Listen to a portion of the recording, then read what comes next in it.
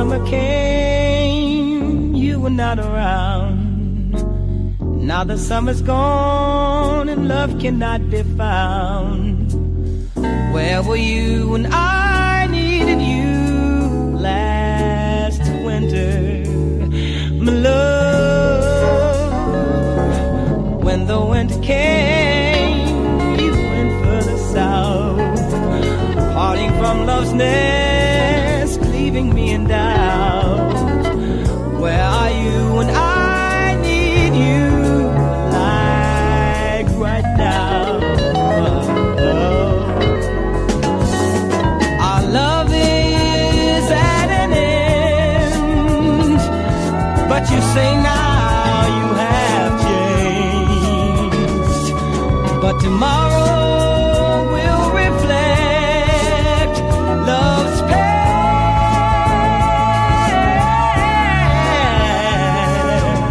When the winter came, you were not around. Through the bitter winds, love could not be found. Where were you when I needed you last winter, my love?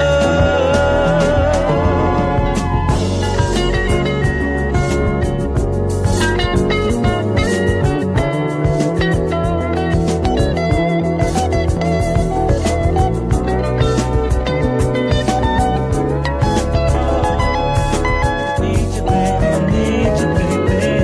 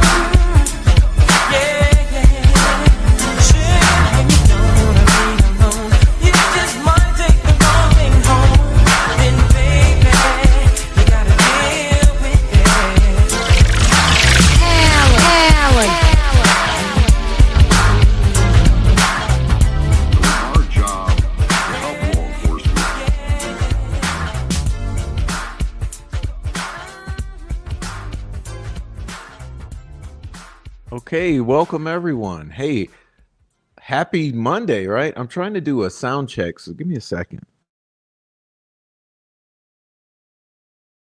All right, guys. So please give me some feedback in the chat as we go along. So we got some updates here, but glad to see everyone. What's up, Court of Public Opinion? What's up, Quad, Anarch, Christopher, Matt Payton? Good to see you guys. Let's see, get this down here. We don't need this here, do we? Whoops. What's up, Chris? Um, so yeah, so a little update here. So, I've been experiencing these audio problems for a good month now. And finally, I decided to do something about it. So I ended up swapping out the preamp for the mic.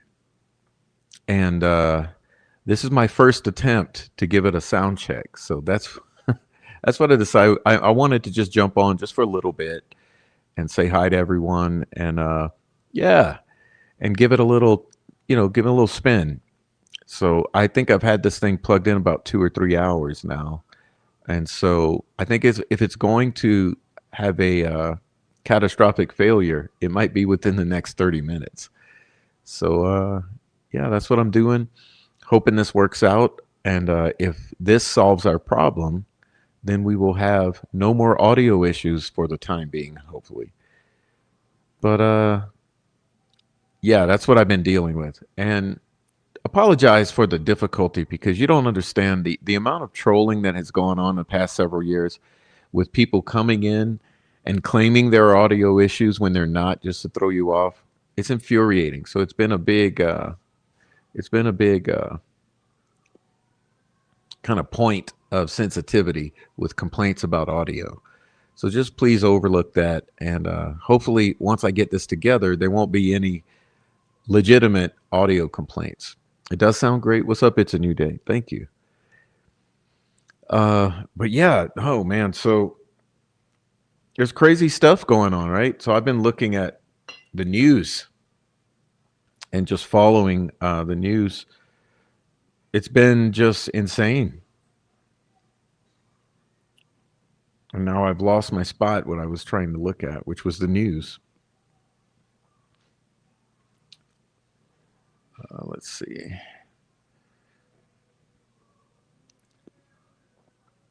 So I've been so much in the news,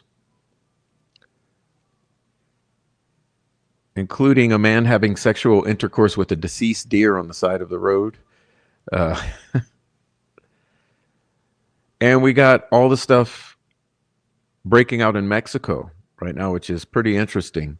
And I'm pretty sensitive to cartel activity, and so I've been observing that and just checking out the news going nuts. I mean, we got chomos all over getting arrested. Like who can deny the uptick in chomos who are getting arrested all around the world, including the one I posted that was recent in Alaska. Um, anyway, the news is going crazy. We got the tensions now. We got Caribbean tensions in general. You got Cuba. We already been through Venezuela. Now we got Mexico. We're looking at with the cartels, and so, you know, I'm going to make a prediction in that I guarantee you we're going to see a similar series of events unfold in the cartel hotspots. Uh, Probably magnified times 5 or 10 what we saw in Venezuela, where it's going to be an immediate, uh, overwhelming incursion, and then right on out is what I'm expecting. So anyway, I've been watching the news, following a bunch of stories, and trying to keep up with everything. And I am planning a really big show.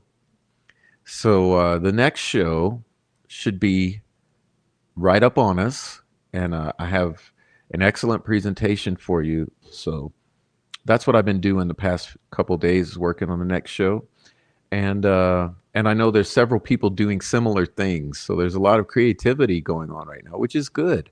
There's some real reporting happening, and unfortunately, The real reporting, I got to tell you, never in my life did I think I'd be sitting here doing any sort of reporting. This was never my goal, and it's not my future goal. As a matter of fact, I will be quitting Delphi. I'm not. I won't be doing this much longer. Okay. In all honesty, my reporting feels like it may be coming to an end, and so never intended to be doing this. There's so many things I have to do, and that I want to be doing, and this was never an intention to be doing this long on this topic. But it's been essential, and I think there's a little ways to go. So we'll do some more. We'll do some more reporting on this. But there are many things that I need to be doing, and so yeah. Anyhow, reporting. So there's a bunch of great reporting on this case that is getting initiated. We've been waiting for years. So let me say this: for 9 years, you have not had accurate reporting on the Delphi murders. I've said so many times, this is a cover up of monumental proportions. It's epic. And so for all of these years, this case has suffered from a lack of good reporting and a lack of good investigation and research, a lack of whistleblowing. And I feel that we're now getting to a place where the reporting is starting to become substantial. It's starting to become undeniable, well researched, and damning. And so I believe that that this case is getting to a place where the reporting is becoming okay, and that's after 9 years of disinformation agents controlling the reporting and the narrative around this case. And listen, it doesn't mean the community is flushed out of them. They're still here. As a matter of fact, the majority who are covering this case are disinformation agents. They're plants sent in to control the public narrative around this case, and they always have been. Whether you go to Reddit, YouTube, Twitter, or mainstream media, the reporting around this case has been planted out of the ass, so to speak, and that's been a unfortunate. It's been a plague on this case. But I think we're finally getting to the point where the reporting is becoming substantial, and it's just in its early stages.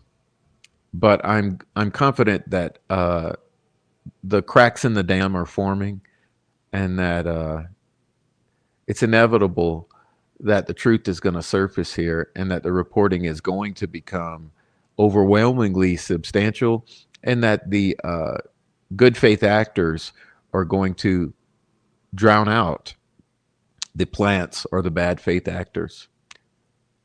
And it's bad when all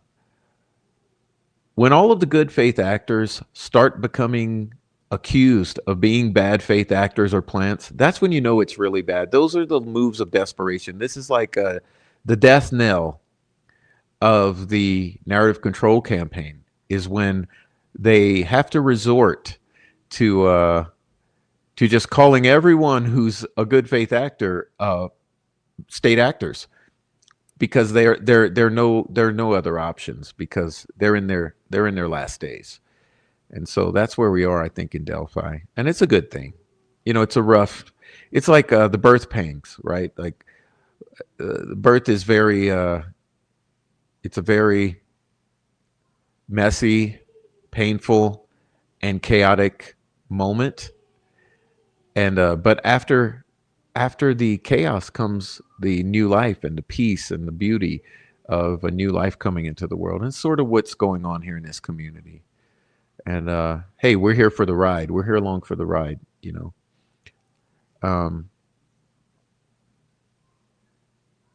But it's interesting to see. And I think that the people can maybe start to understand that what they've always looked at as drama, well, there's a reason for that. There's a reason for the drama, but you might not know what the reason is. You might know you might not be able to distinguish what is drama, what is not drama, what is a reflection of an intentionally divisive chaos campaign uh, aimed at stirring up a bunch of noise and distraction and pushing people out of the community who are authentic and honest voices.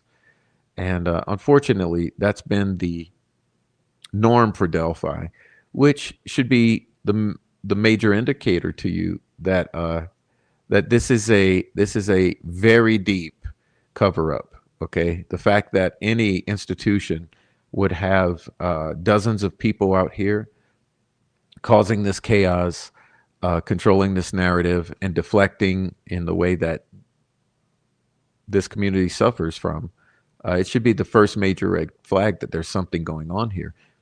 And that something is likely an Epstein level cover up and scandal uh, centered in the state of Indiana. And it's unfortunate. And I know, as crazy as it might sound, that's what we're dealing with.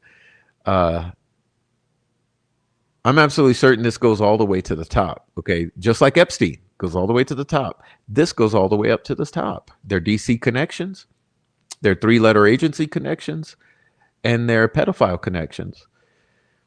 And that's what it is. And remember, all of this has been happening, but it comes in phases. When you expose the bad actors, there are always moments of escalation. And lately, we've been disclosing the Dropbox connections, and that's the most uh, sensitive spot of these agents or these people. So it's a chaotic time. And so you should be expecting it, and you should be able to look at it and see it for what it is.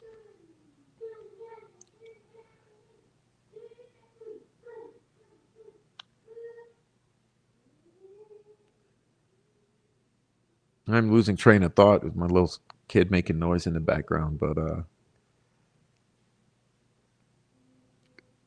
yeah, it's crazy. But how's the mic sounding? No noise? Is there no noise coming? Is there no noise floor? Check. Seems pretty good. Um, so what did I want to touch upon?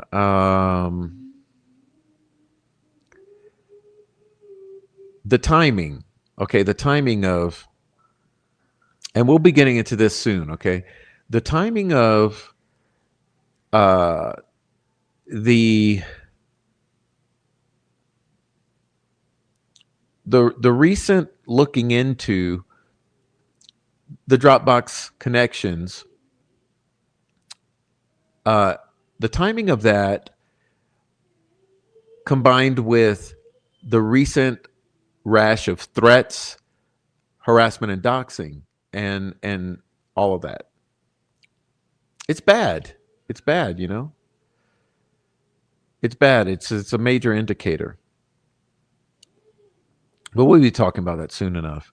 Um, Listen, there is something I did want to talk about. Just a moment. Let's see.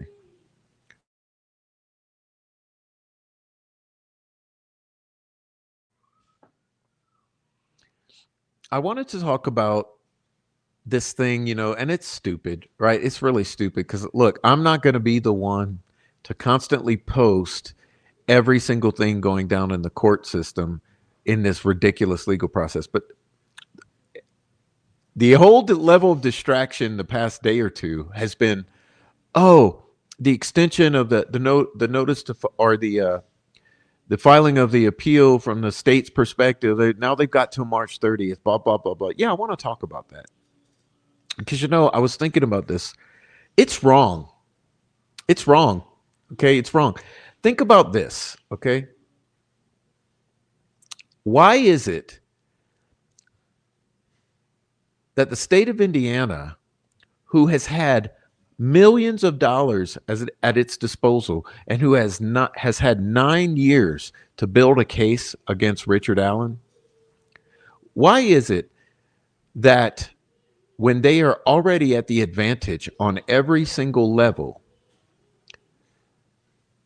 and the defense and the appellate attorneys being at extreme disadvantage on every single level, why is it that the state is granted any more additional time than is standard and reasonable in their arguing of the Richard Allen appellant's brief, in which Richard Allen's attorneys had a very limited time and an overwhelming amount of information to present some sort of case for appeal? Why is it that the state gets all kind of extra time, repeated cycles of extra time, for Nick McClellan to be able to put together another series of gaslights? Okay, this seems like more collusion to me, and it seems unethical. The state had its chance, right? The state had 9 years.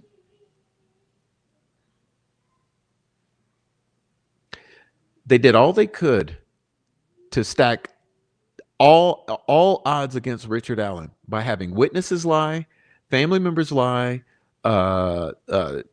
medical examiner lie, the fucking law enforcement officers lie, the prosecutor lie. Everybody on the state side got to lie to put this on the Richard Allen's head. The appellate attorneys for Richard Allen rightfully deserved extra time to deal with the bullshit that they were handed by Judge Gull's court, right?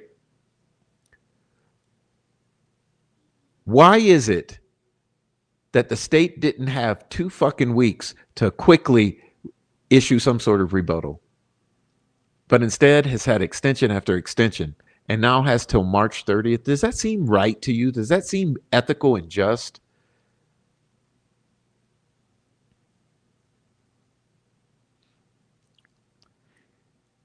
You may remember, as we went through this entire process, how I would consistently get the state's filings and read them to you. And when the transcripts came out, I got the transcripts and read them to you. And I displayed to you repeatedly how ridiculous Nicholas McClellan's justifications were for everything, right? Absolutely ridiculous perspective constantly presented by the prosecution in this case. Nevertheless, the judge sided with him every time. Every objection, every ridiculous argument made in regards to what the defense was trying to present and the angle the defense was trying to pursue and the evidence the defense was bringing in and the witnesses the defense was bringing in, every single time this judge ruled against the defense or the defendant. Because let's be honest, the defense is nothing about the lawyers, right? The defense are merely advocates for the individual.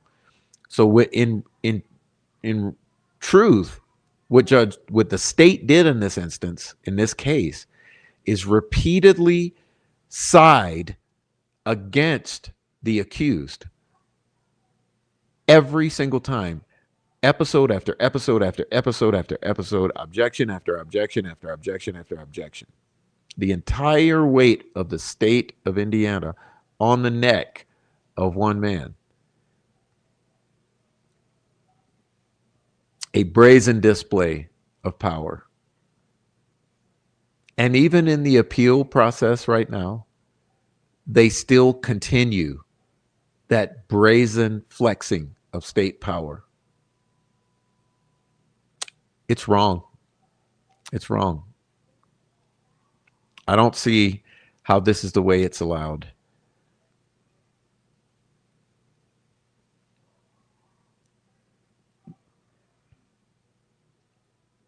But yeah, here's where we are. In the meantime, behind the scenes here, we're working our asses off. Trust me. Like I said, I won't be here long, but we're doing hard work right now to piece together the last pieces of the puzzle. Remember when we came and announced that this case is solved? This case is solved. It's not hyperbole. This case is solved. There are a few more pieces of the puzzle that we are trying to sort out so that we can leave it in a good place for others to carry the torch. But this case is solved. It's obvious what it is. Um, there's a lot that don't want to hear it, and there's a lot that are making an effort to discredit those who would know, no matter what evidence we present. And it's kind of interesting because I want you guys to think, aside from all of the lawyers who were directly involved in this Delphi case, there's only two people on earth who've seen the discovery to the extent that the attorneys have. Do you guys know who that is?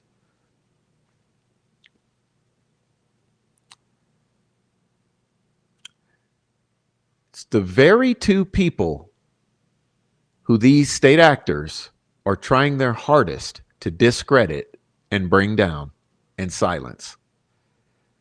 Kind of odd, isn't it? Kind of odd. And luckily, because I'm in a position to ask questions of those two individuals who have laid their eyes on discovery, I'm in a very advantaged position as well.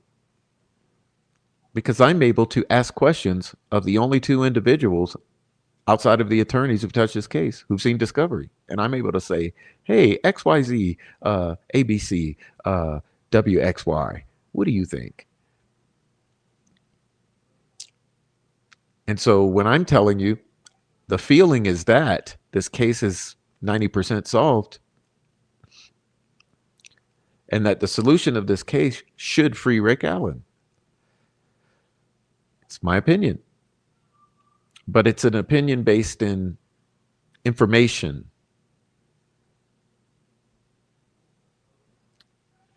But that's why you got to watch people. You got to watch people.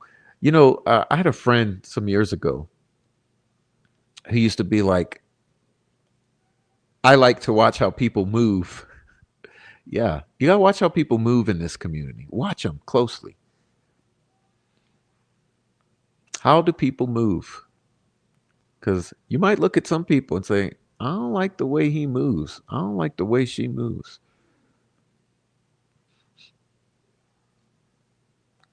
Because no one can hold your hands and walk you through it. You know, you got to see it for yourself. No matter how much people try to show you the right way, you really got to experience it and see it for yourself. So I encourage you to.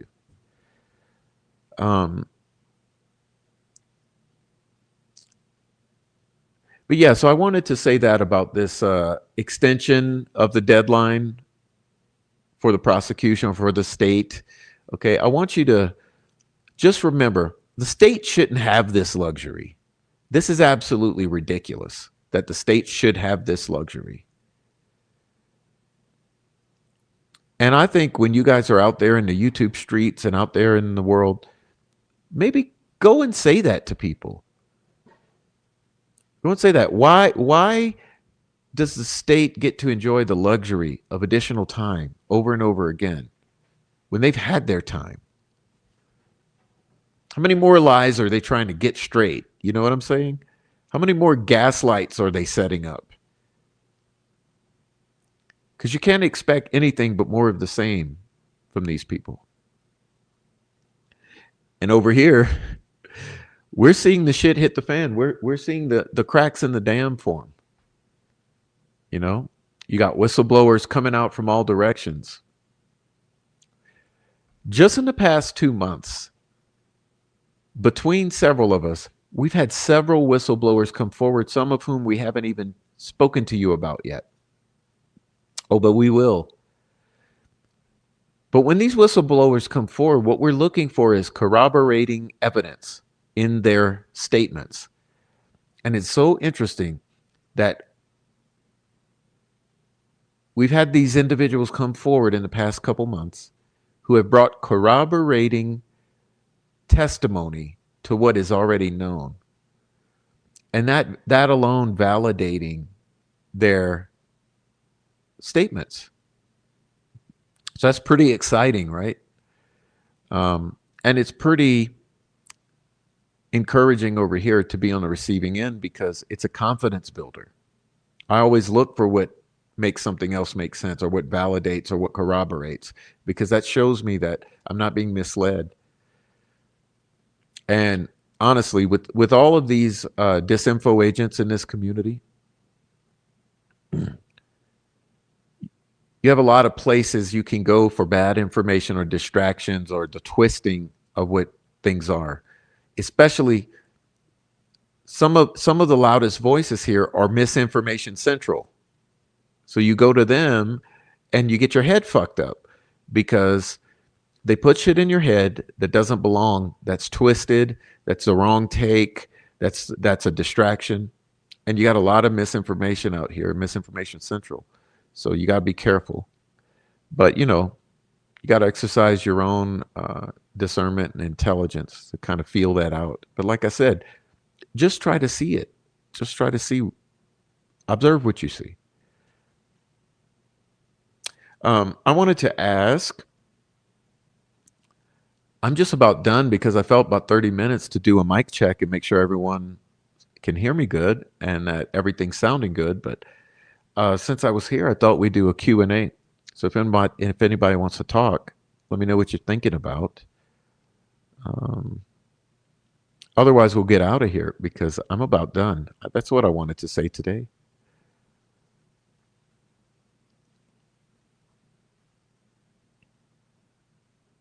I see we got Heavy Metal Rehab came in Monday, 26 Dead Zombies.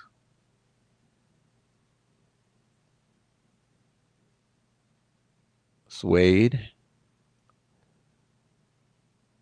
Victims News on Air. Court of Public Opinion. All right. Good to see you guys. Still sounds good. Hey, what's up, 26 Dead Zombies, dude?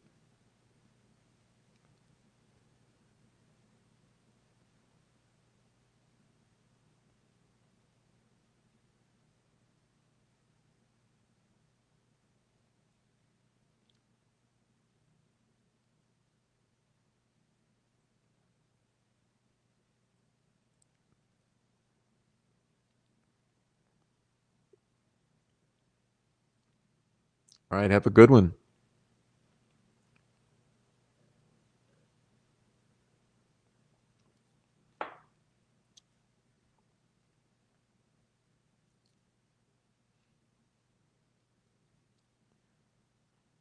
Still sounding good? Oh, thank you. Who was the Mears guy who moved away? Benjamin? Benjamin Mears? I'm starting to think Benjamin Mears might have been the Muddy Bloody guy. Okay. My opinion, Benjamin Mears was probably your muddy bloody guy who wasn't bloody but was muddy.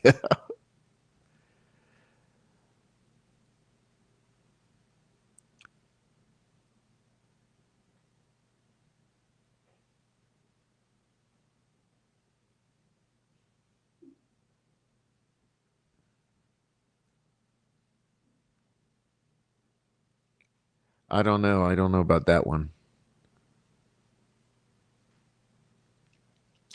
I think all the witnesses lied a little bit. I've been telling someone that behind the scenes. All the witnesses lied in their own little ways. And the problem here is a lot of little lies, they stack up, right? So a lot of little lies become one big lie. So when you have all the witnesses, some of the family doing these little lies, those lies stack up and you end up with a huge lie. And that huge lie is all the events of February 13th. That's the huge lie. That's why everyone's so upset in this community regarding understanding the story of the 13th because everyone told little lies about their own parts in it. So altogether, no one knows their ass from the hole in the wall. You can't make heads or tails of anything on the 13th because none of these little lies, nothing adds up.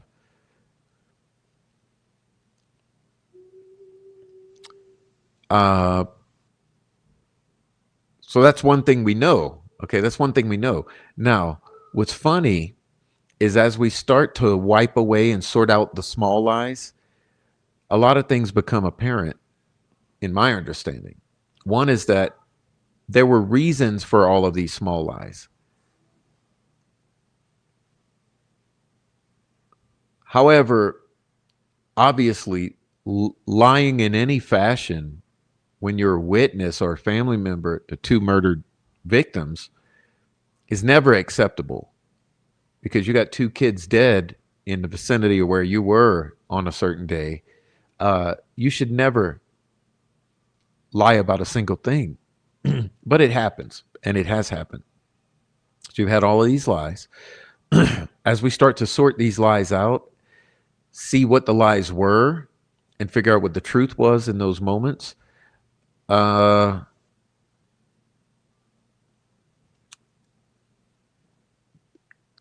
the reasons for those little lies start to explain themselves or make themselves apparent. So I think the unfortunate thing here in Delphi is that the community has turned against all these witnesses and family members because of these small lies.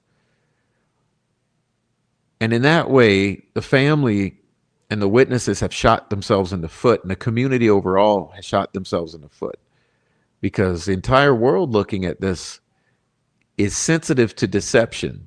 So the entire world knows that lies have been told and don't understand it. So immediately the knee-jerk reaction is to the extreme. So everyone says, you're all fucking criminals and murderers. But that I don't think that's the case. I don't think everyone who lied was a criminal or murderer involved in the crime. I think they had their own reasons for lies, and they're manifold. And so in some ways, they're in a position now where they're very viciously judged and they have a lot of catching up to do. So I think that the best thing that the witnesses and family members could do is tell the truth about those lies and apologize for those lies and explain the reasons for those lies. And surely the majority of the community would understand and be forgiving and understanding and then get past those lies. But until that happens, these family members and witnesses will always take the brunt of the criticism because who lies about around the murders of two little girls? So I think it's kind of a catch-22 right now because I do not expect anyone who's been lying for 9 years and has allowed a man to be railroaded and falsely accused and convicted of this crime. I don't think they're ever going to admit that they were wrong and they lied now because that's going to be, in other words, with this whole trial and the conviction of Richard Allen, they doubled down on all the lies. So they just made it twice as worse. So do you think that they're going to be in a position now to come out and tell the truth and where the lies were and why the lies were told? So it's a very complex situation, but I look at it as like this. It's like, yeah, it's not nice, but at the end of the day, the only people who are responsible for the murders of these girls are the murderers of these girls. And that's where the real focus needs to be. You know, the real focus needs to be on the murderers of these girls, get the truth of that, and then hold accountable those who protected those murderers of these girls. And that should be the end of it.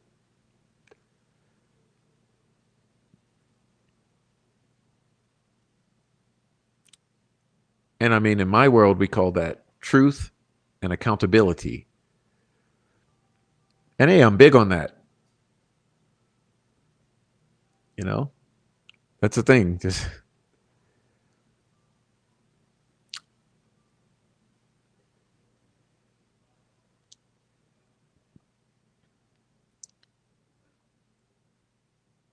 and like I said, I think the hourglass is ticking. You know what I'm saying? Like The clock is ticking on this. I think that the fatal error here was the witness testimony at trial, because by going to trial, taking the stand, and then establishing, setting in stone certain points,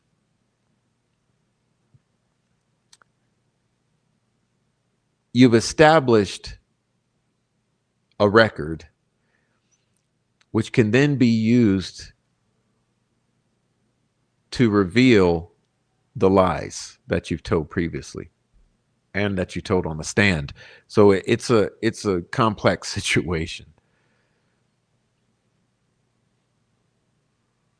I don't know, court of public opinion.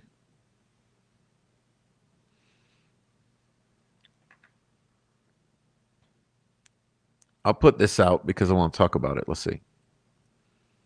Can we tie all this to flora? Maybe that is the next direction. Well, in my opinion, I'm unwilling to do that. Because if I would do that, it'd be 100% theorizing. It'd be 100% theorizing and speculating. I could speculate that there are certain individuals who are tied to flora. And by that, I mean some of the people who were in that house that very day, who I am highly suspicious of. And I think the truth has not been told about the events of that day by anyone involved at all. And I think everyone involved should tell the truth about the events of that day. But to sit here and tell you that there's evidence that ties the two together, no. If I had evidence to make me believe that, I'd scream it from the rooftops. But I mean, to be honest with you, in my opinion, the Flora case is locked up even tighter than Delphi, if you can imagine that. Just imagine it. You know less about Flora than you know about Delphi, and that's a damn fact. So there's less information. But I think it'd only take a couple people to come out and give all the information, and we'd know more. But I'd say the only my story would be what ties to Flora are some of the individuals. And in what ways? Well, who knows? But I mean, hopefully the feds will figure that out. It's their responsibility at this point. Do I have the photo of Brad Weber sticks in his shed? There's a photo, yes. There's a photo of Brad Weber sticks in his shed, but it's no big deal. It's not letters. It's not letters. That was a rumor. It's just some sticks laying on the floor. Now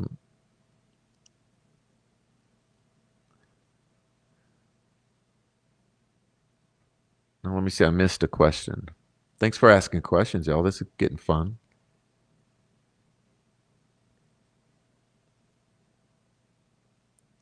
Have you or anyone you talked to written Rick? Is he accessible in the OK prison?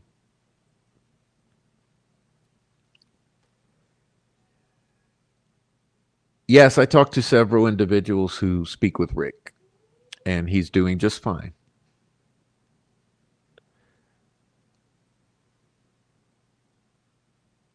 Okay.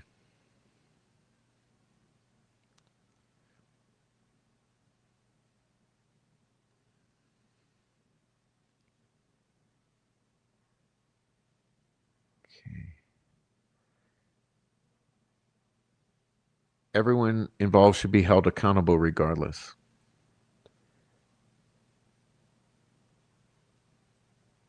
Yeah, I would say this.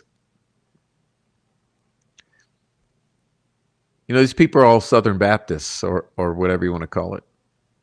Not Southern Baptists. What is it? German Baptists. Anyhow, they should all be Catholics and go to confession. There's a lot of need for some confessions. We need some confessionals.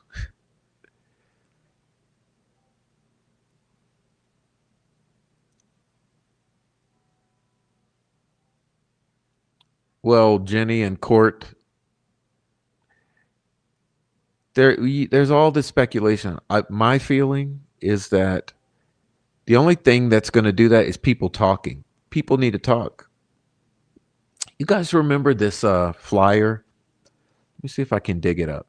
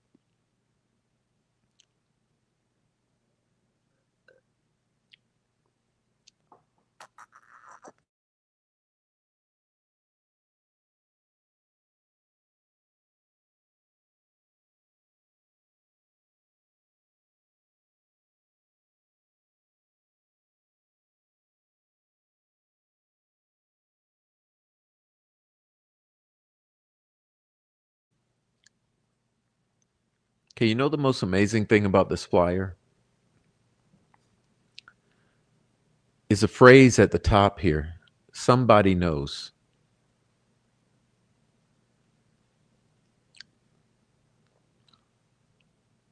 And so, I mean, I think that goes with what court of public opinion is saying. Someone has to come forward.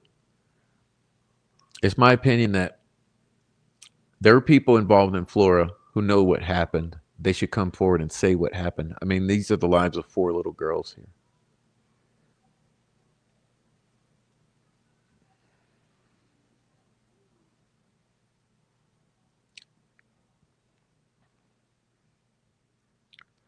Um,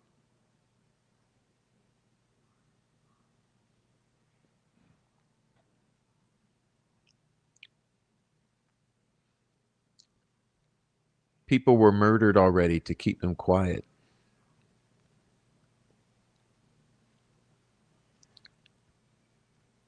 Yeah, I was thinking about that. Think of the large number of law enforcement officers who have been murdered or who have mysteriously died in these past several years. And maybe you guys can help me in the chat because, you know, my memory is not too great.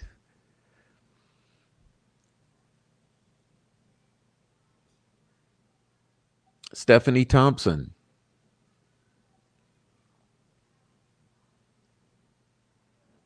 Nate Miller,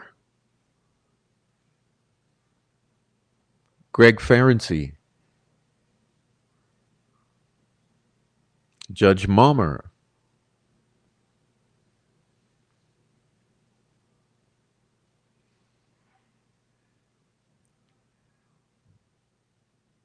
who else am I missing? How many dead people who've touched these 2 cases in the past 5 years?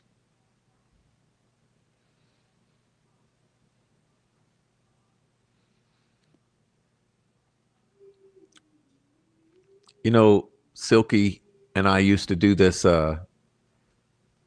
shows together, which we're going to do some again. I miss her. But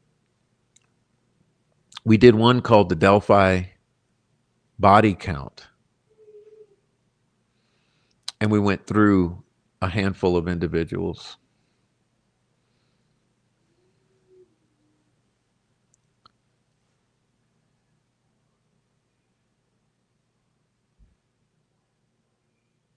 It's really sad because you got all those cops, you got the judge, and then you've got a handful of women who were close to this case. I know you guys in the chat know. I see some of you in here know this well.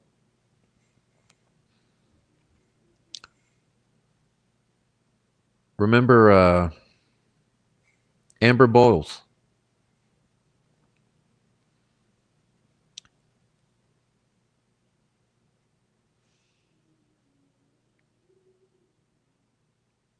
Remember one of the three witnesses to the 2 a.m. screams, okay? Remember this? They're the screams that are blood-curdling, murderous screams from a woman or female voice that occurred in the 2 a.m. hour on the 14th out at Ron Logan's property.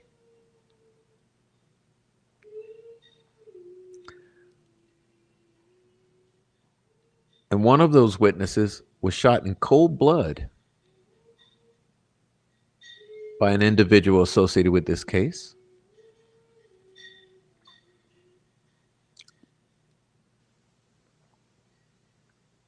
The other one of the other ones is locked up.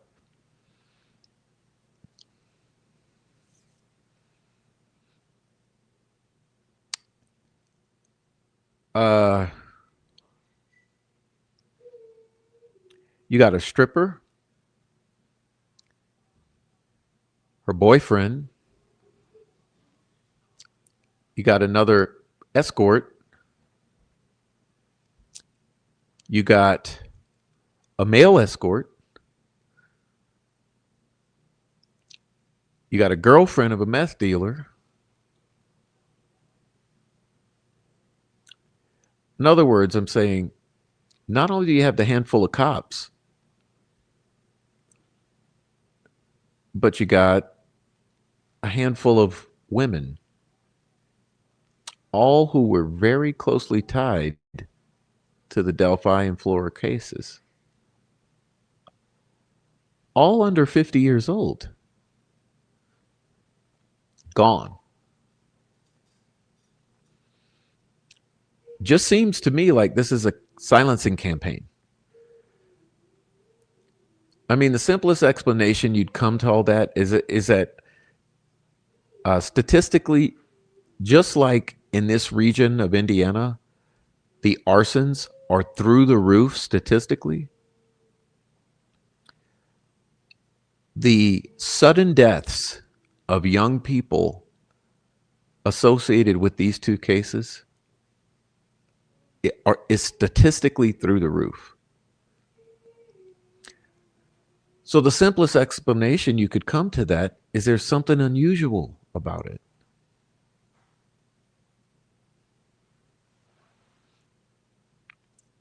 And I would assume that the same individuals responsible for the statistically through the roof arsons in the state of Indiana are also responsible for the statistically through the roof unusual deaths around this case. Same people.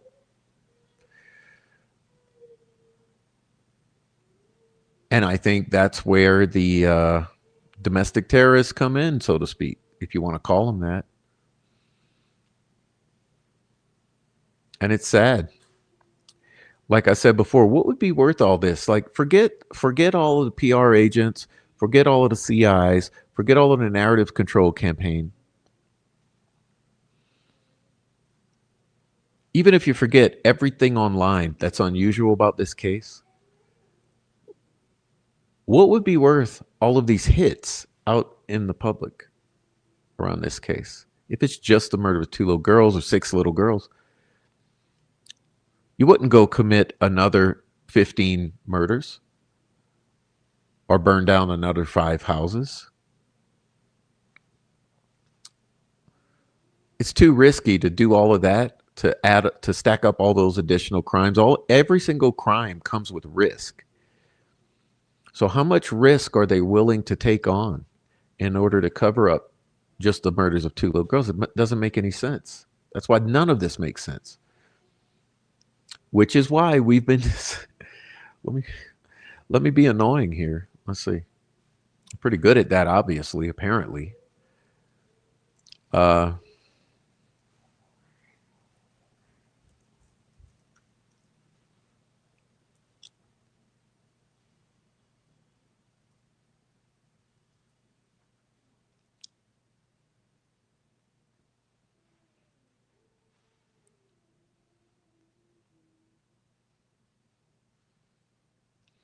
That's why we say this. This would be the only thing that would explain all of that.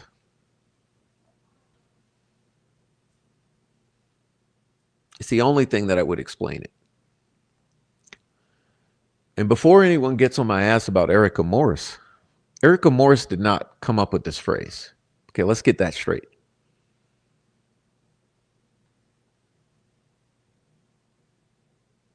I uttered this phrase, and I meant it, and I'm going to continue to mean it. This is the only thing that would explain everything you've seen. Nothing else would explain it.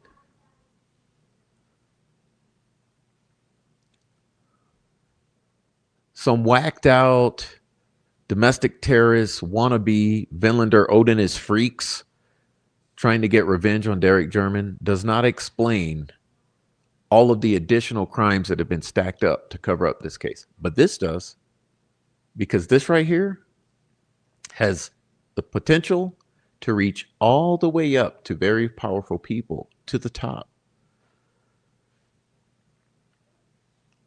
This has the potential to explain what you are asking about. The Dropbox is the nexus.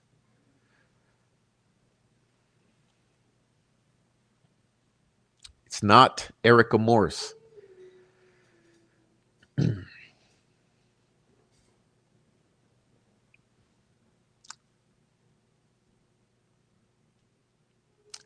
It's the only thing that would explain it. Everything you're seeing out here, since we've been talking about this Dropbox in the past 2 months, it's easily explained with the fact that we're talking about this the past 2 months. How many more bodies are going to stack up until we get the truth on the surface about Delphi and Flora? We got DC connections, we got a bunch of feds, and we got a bunch of CIs, an entire PR team running this scheme.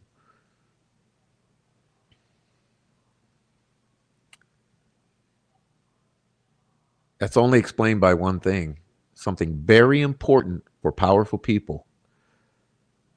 How else do you explain it? And every time I sit here and I say,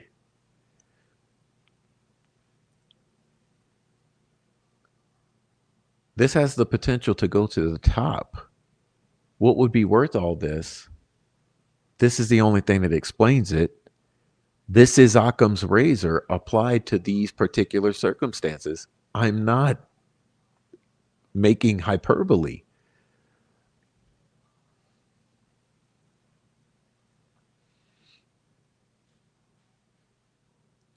And it's sad because the reason I sat my ass down here the very first time was for those two girls, Abby and Libby.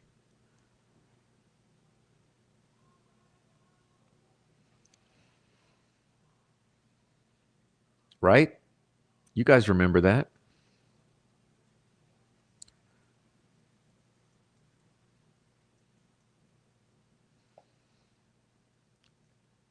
And then you guys might remember this.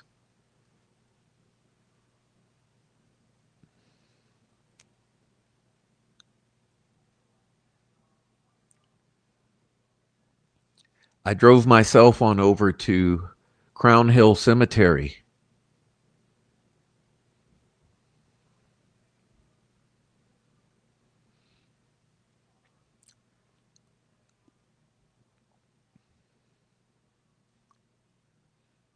I remember this day. It was a very somber day for me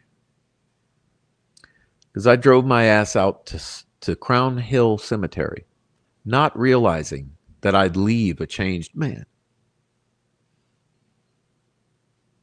Because before I drove my ass out to Crown Hill Cemetery, Flora was a word. And the minute I was standing over these graves, I realized there's 4 little girls under the ground right here. And you need to realize it too. It's 4 real little girls, real human little girls laying under that dirt there.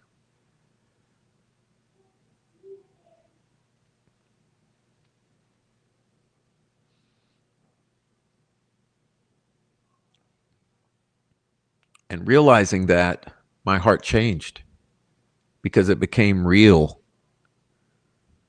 in that moment on this day.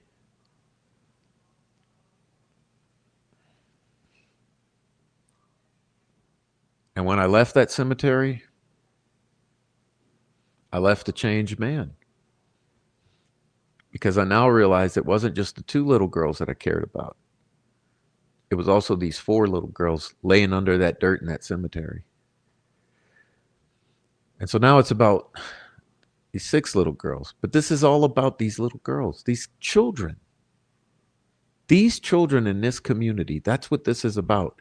And for everyone to commit all of these hateful behaviors and actions out here because I chose to set my ass down here and speak about 2 little girls and ended up caring about 6 little girls. It's unbelievable. But that's what this is all about.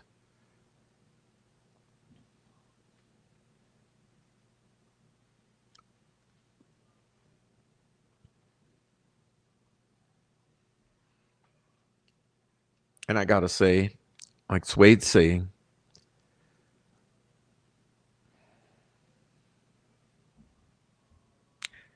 all of these kids are waiting for the truth to come out about their lives and deaths because that would be respecting their lives and honoring their lives to tell the truth about their deaths.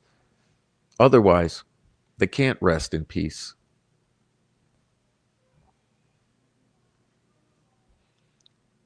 These girls are in a beautiful place physically. They're in a beautiful cemetery, beautiful headstones.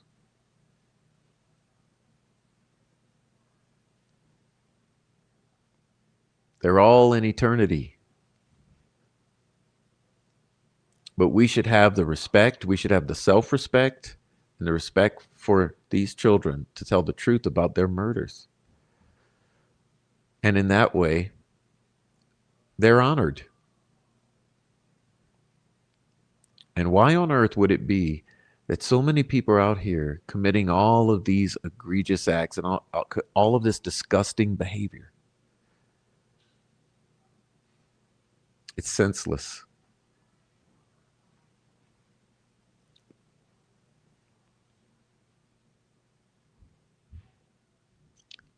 But what I know is that's why you are all here too. Which honestly, it's created a lot of friendships because I look at all of you in the chat, those of us who communicate privately. One thing I know is we all care about the same thing, and it's those girls, those kids. And let's be honest here. These are the victims we know of. I guarantee you that these are not the only victims. The people who have done this to these girls, it's almost guaranteed they have done it to other children.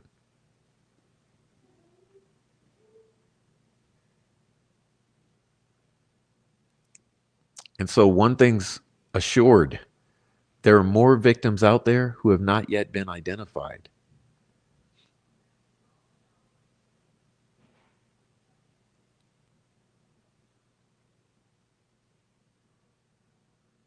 And I think that that's what connects us all. And so it's a great connection. I don't regret doing it because we've made some good connections here.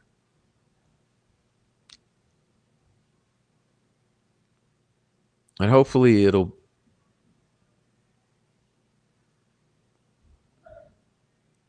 prove its worth, you know.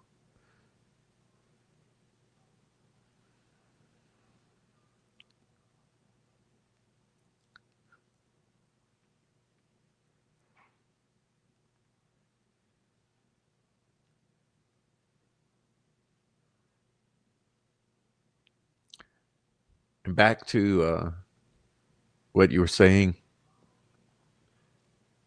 I think with all of these victims, people know.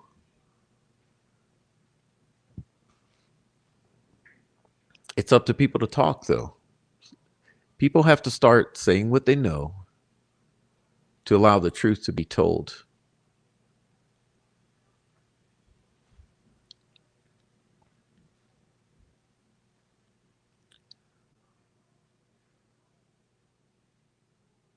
And it's really necessary because not only do you have these victims who are already victimized and gone, but you have a lot of potential future victims. And if these people are not brought to justice, there will be more victims of these same perpetrators. And how is that okay? So this thing has evolved for me from justice for 2 victims to justice for 6. And now for justice for an untold number of victims because we don't know how many already and how many to come. So this is about justice for past victims and potential future victims. And I think people need to get their heads on straight. Why are we here? I'm here to test the microphone so that I can use this microphone to speak more about this, to achieve a goal.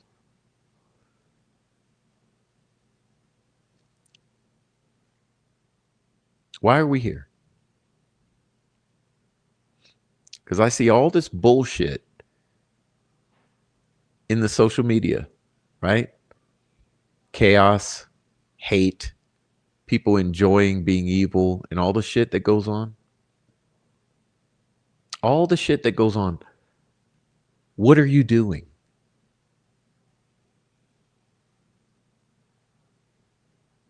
Is this a game for you?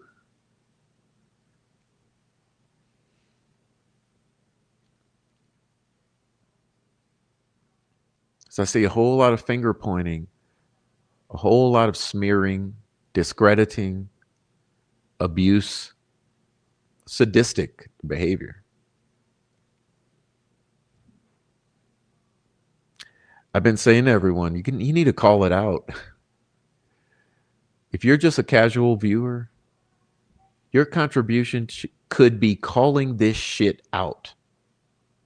For instance, heavy metal rehab. No matter where you see her, she's going to be calling this shit out.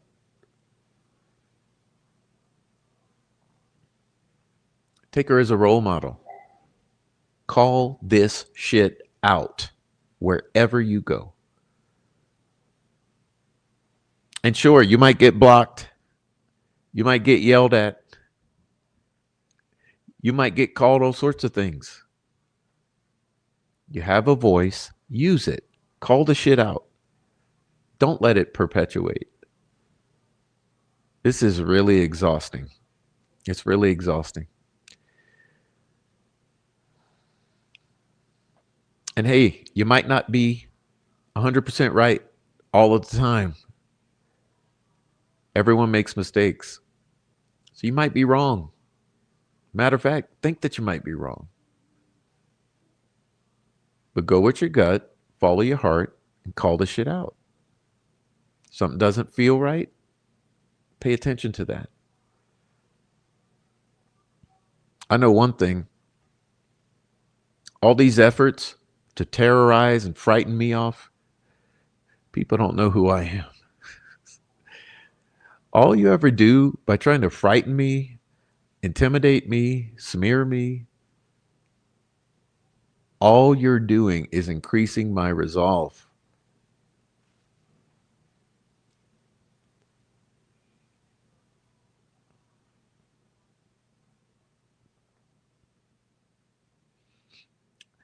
Jordan was killed by her meth head boyfriend. Oh, which brings me to meth, because, now that I think back to when all this started with me, it was the funniest thing, because it's when I came around and I started talking about methamphetamine. That's when the attack started. And it's weird. It's really weird. Let's see. Coming onto a platform to talk about murder victims, I start talking about methamphetamine ties in the community, and there's an all-out onslaught. Someone explain that to me.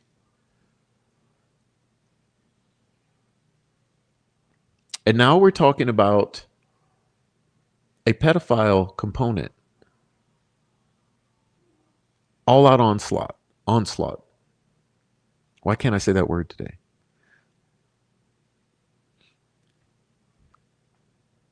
Can't talk about the family. Can't talk about meth. Can't talk about the drop box. Interesting.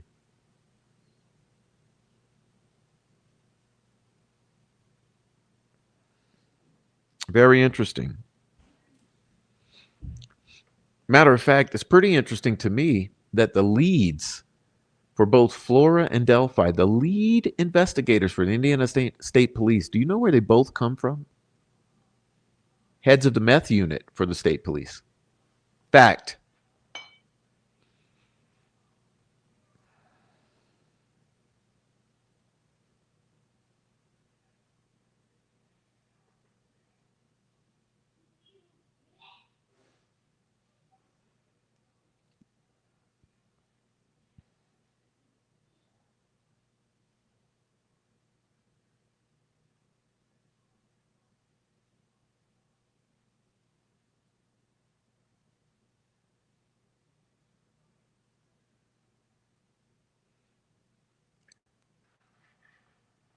But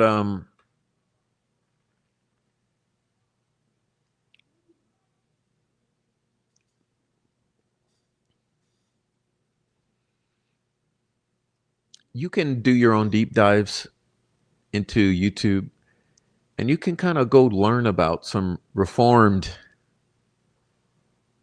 meth sex addicts. And I would say if you go studying the meth sex demonic universe, and you consider this phrase here, a picture starts to make itself clear. Picture starts to become clear. Meth, sex, Dropbox.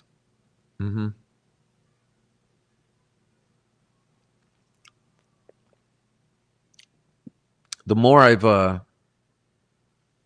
taken this 30,000 foot view of what I've been seeing, as I've been paying attention to what I've been seeing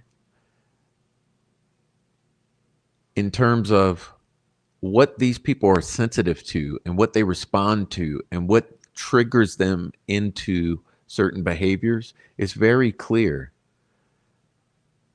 that while hiding under the banner of victim advocacy, what truly they're here to do is to deflect from the meth, the sex, and the Dropbox. And I've said for quite a while now, for several years,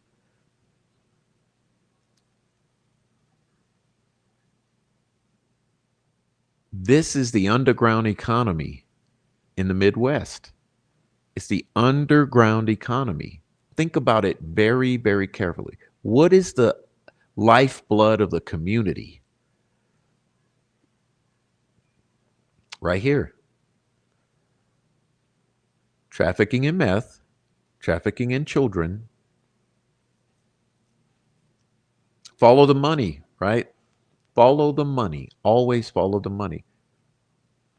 Don't follow the money on the surface. because that's legal money, that's legitimate business. Follow the lifeblood of the community that operates under the surface, because that's the underground economy. And the underground economy's lifeblood is meth and children, or meth and sex.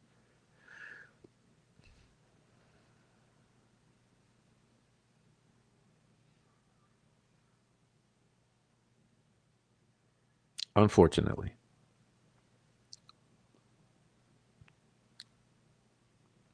And if you put that together, follow the money that's flowing underground all the way up the chain to the very top. And suddenly you have an answer. And why does anyone want to dispute that? Why is it worth attempting to ruin people's lives? Because we're speaking about that.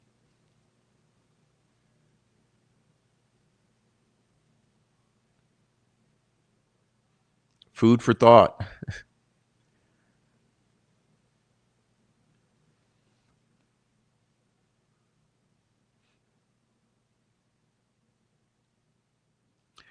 Um,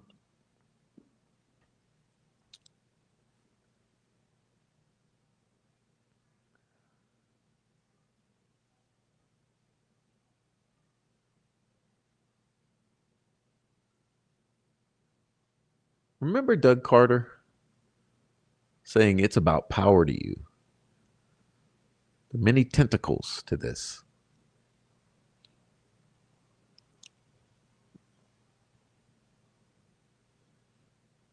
Raise your hand if you think Doug Carter was compromised at some point in this.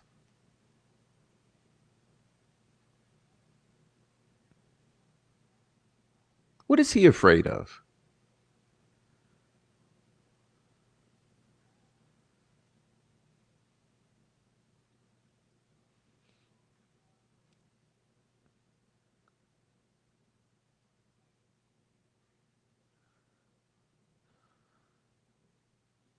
Matter of fact,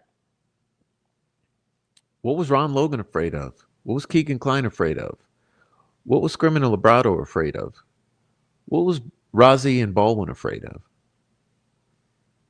What was Diener and Fouts afraid of? What is everybody afraid of?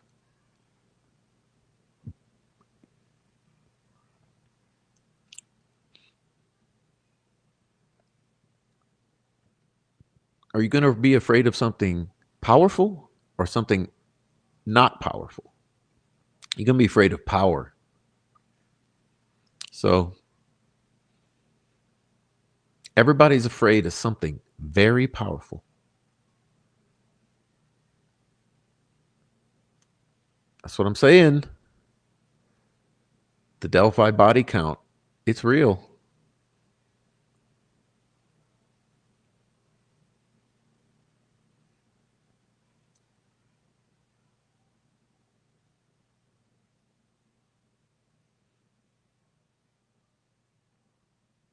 You got a whole lot of people coming together. It's so funny whenever I used to debate this with people on the other side, they'd say, "What you're describing, do you know how many people would have to be in on it for that to happen?"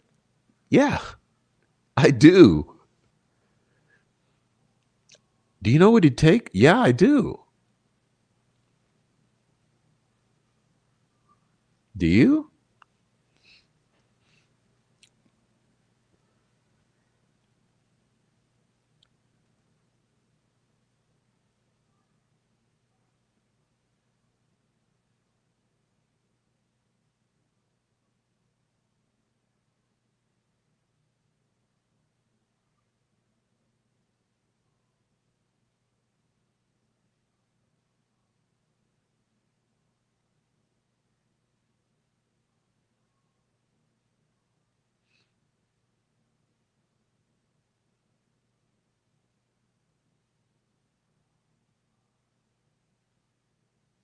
Oh, did I leave Ives? I just saw a comment that what was Judge Diener afraid of? What was Robert Ives afraid of? I left him off the list. Robert Ives. Everybody's afraid.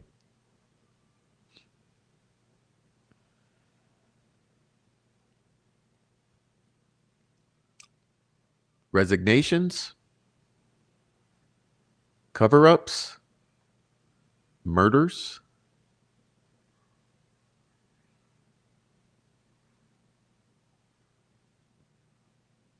Everybody's afraid.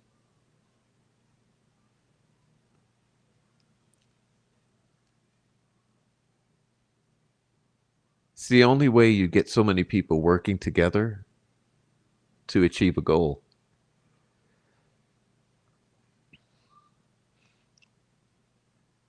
Now, I'll bring it back to this. Who'd be what would be able to strike such fear in so many people? Would it be a couple twacked out as a true followers?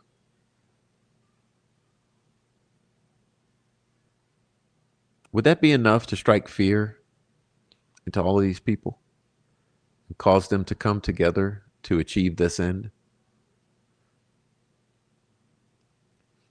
Or would it be something really big, really bad? I know what I think.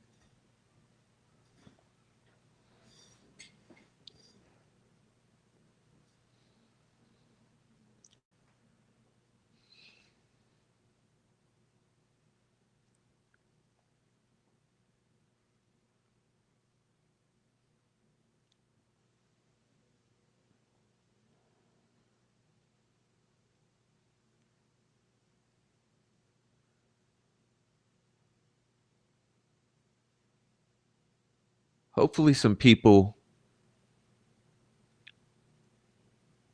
will be able to shake off that fear and won't be afraid, and they'll be able to come out and speak. Like I said, we've already had a couple. We've already had a couple. But guess what? Newsflash,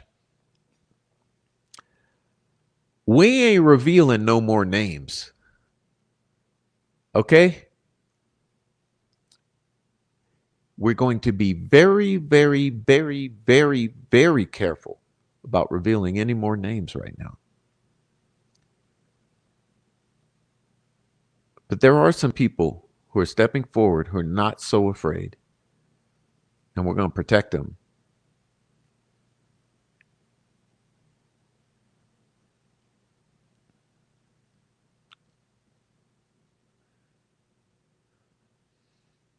And obviously, we're taking care of each other too. Newsflash. We will take care of each other, and we are. And so, I don't know. With that being said, God bless Libby and Abby. I want to get out of here. I hope that my microphone sounds amazing. I think it's been on about 4 hours now. And if it's still working, hopefully it'll keep working. And I'm glad I did a little mic check. Monday night mic check, right? Um, and so hopefully this thing will keep functioning and I won't have to buy a new one. But if it does, I'll just get a new one. But one thing I know, the one I've been using, it's gone. It's done. I've given up. So thanks for jumping in here and participating with me. Still sounding good, y'all?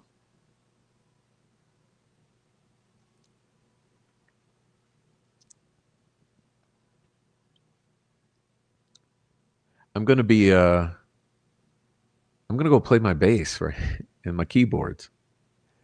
I'm ready to relax. So thank you guys for coming. What's up, Rebecca? I see. Let me say hello to everyone in here. Rebecca. Hey Tammy. Thank you for saying it's okay. What's up, Fur Baby Daddy? Tammy, Rebecca, Matt Payton, Nancy Drew, Heavy Metal Rehab, 26 Dead Zombies Dude, Sheridan Tibbetts, Buried Answers, Moonbeam 70s Child, Jenny Hurd, Me Monday, um, Erica Morris, Swade Smith, Court of Public Opinion, Quadaxel Mimi, Carla Ann. Oh, who did I miss there? I saw someone. Who was that? Kelly G. What's up, Kelly G? Uh, Dan, Christopher. But I saw a little flashy thing. Who was that? It's a New Day. Thank you, Swade Smith, for the $1.99 super chat. Thank you, Swade.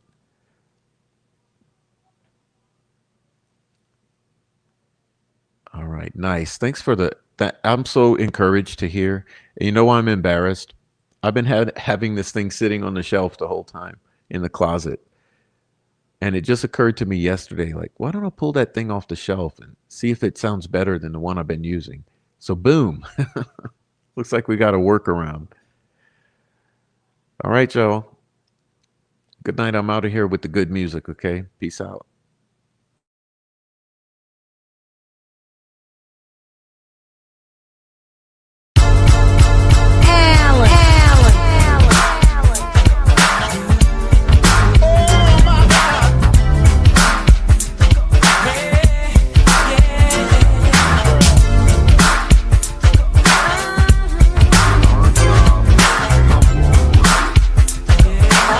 Fucking terrorist, a fucking pedophile, sympathizing fucking terrorist.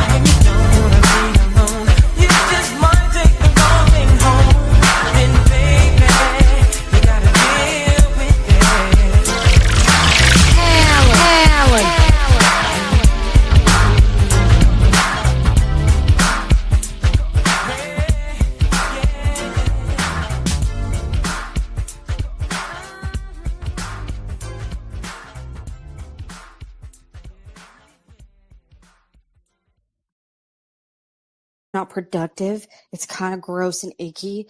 And I feel like it tells us more about them than the people they're trying to degrade. They're always trying to degrade someone.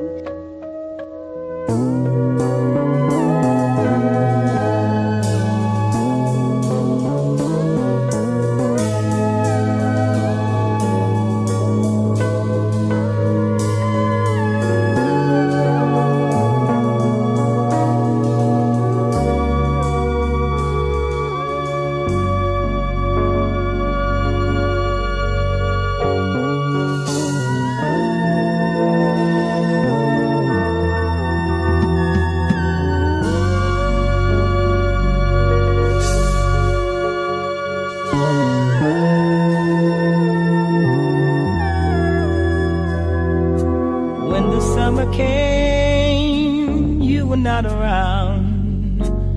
Now the summer's gone and love cannot be found. Where were you when I needed you last winter, my love?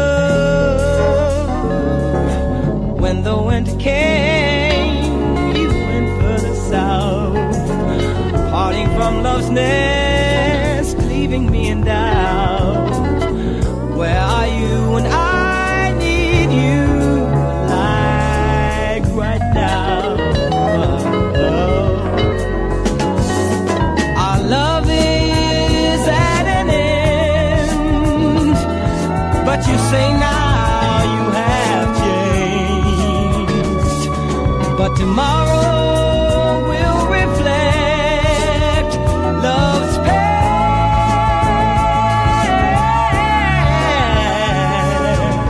When the winter came, you were not around. Through the bitter winds, love could not be found. Where were you when I needed you last winter, my love?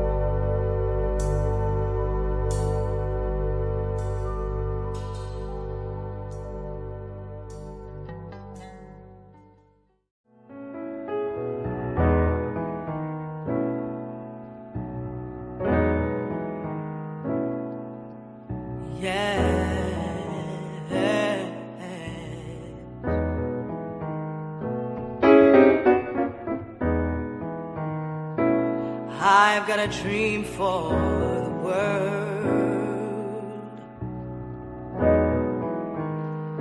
Peace in the rivers and everywhere. Bridges of steel and love.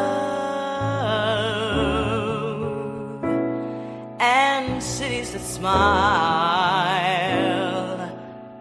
Oh.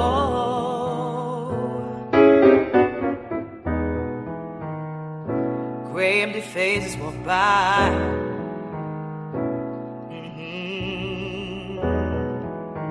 Hands try to hide all the loneliness. Lighting a cigarette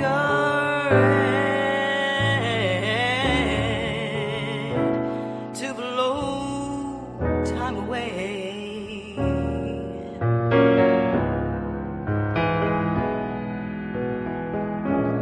Lost in the noise, lonely as the wind. People on the sidewalks with no place to go. Can they learn to understand world of love that I'm dreaming? Oh, and I said I've got a sack full of dreams. People filled with laughter and toy balloons, and people with hearts that care, who listen for love. Hey, won't you listen? Wanting to care.